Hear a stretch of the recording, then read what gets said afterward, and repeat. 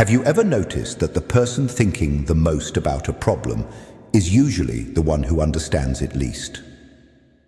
2 in the morning, someone lies in the dark, eyes open, body still. A conversation that hasn't happened yet gets replayed for the 10th time. They're not rehearsing what to say, they're rehearsing every way it could go wrong.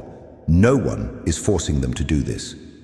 If you ask them why they can't stop, the answer is never, "I don't know how." It's a fear they've never said out loud. If I stop thinking, something bad will happen that I won't catch in time. But here's the harder question. If they actually stopped, even for one night, would they feel relief? Or would they feel like they'd lost something that belonged to who they are? Picture a soldier standing guard at a city gate. The first night, there's word of an attack. He doesn't take his eyes off the horizon. Years later, the war is long over. The soldier is still standing there. No one even calls him by his real name anymore, just one title: the Gatekeeper. Most people stop the story here. Child learns early that vigilance keeps them safe, and the habit calcifies into adulthood. True enough. But it's not the interesting part. Here's the part almost no one says. The soldier's watch has never once been tested. Think about what that actually means. Every night, he doesn't see an attack. His mind doesn't record, "There was no danger."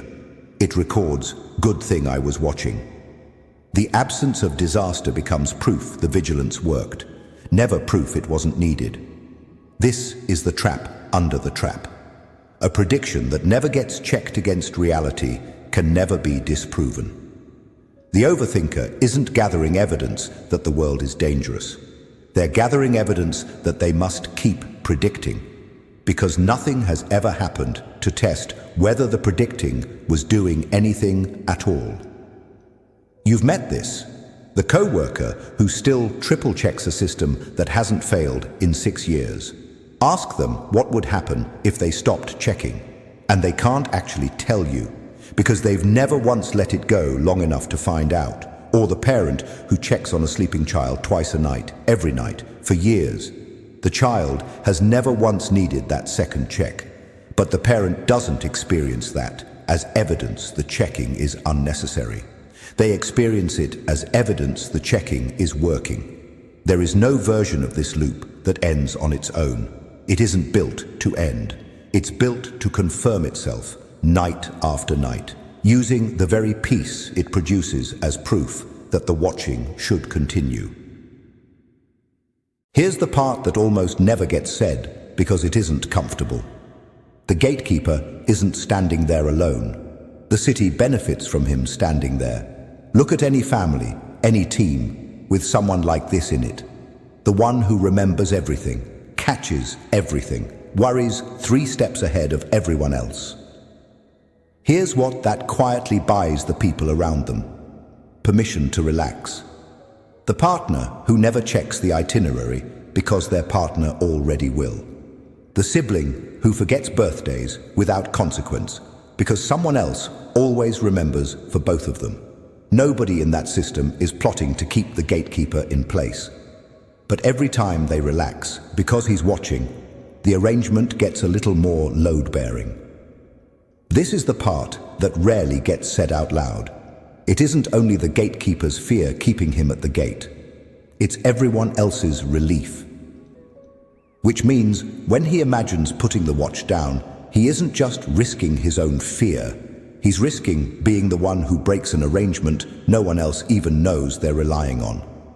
It shows up at work the same way. The team that stopped double-checking their own numbers quietly the year she joined, because she always catches it anyway. No memo was sent, no agreement was made.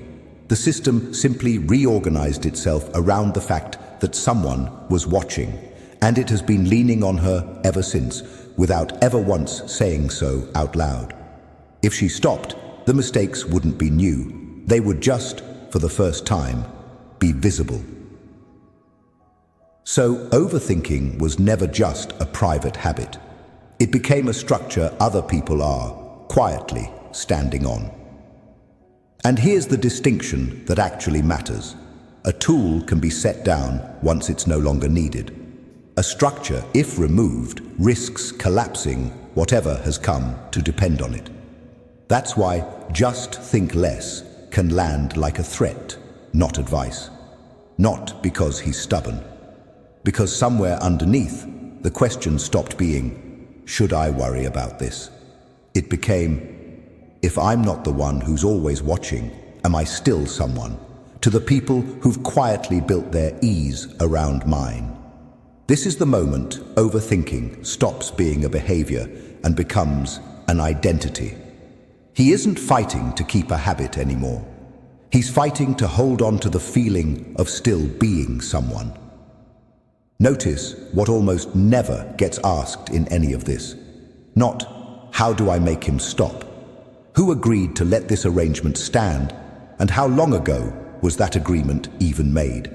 Because nobody sat down and negotiated it. It was never signed. It simply accumulated, one relaxed shoulder at a time, until an entire structure was resting on a person who never once heard the word yes leave their own mouth. There's another way to see this. Not a flaw. A duty nobody ever formally ended. Picture the fortress again. Inside those walls, everything has been at peace for a long time. But the walls that once protected something of value are doing something else now too, keeping the soldier from remembering he had a name before he had a duty. The difference that actually matters isn't between worrying and not worrying. It's between the duty a person once carried and the person they actually are underneath it. Is the war I'm guarding tonight still happening? And if it's over, is the person beneath the gatekeeper still there, waiting to be called by his old name again? The soldier is still standing there. Still hasn't taken his eyes off the horizon. Maybe tonight he stays exactly where he is. But one thing has changed, even if only for a moment. For the first time, he wonders whether he still remembers the name people once called him. Before they only called him the Gatekeeper. That question isn't for the soldier, it's for you, listening right now. If you set that worry down, even for an hour, would you feel relief? Or would you feel like you were losing a part of the person you've always believed yourself to be?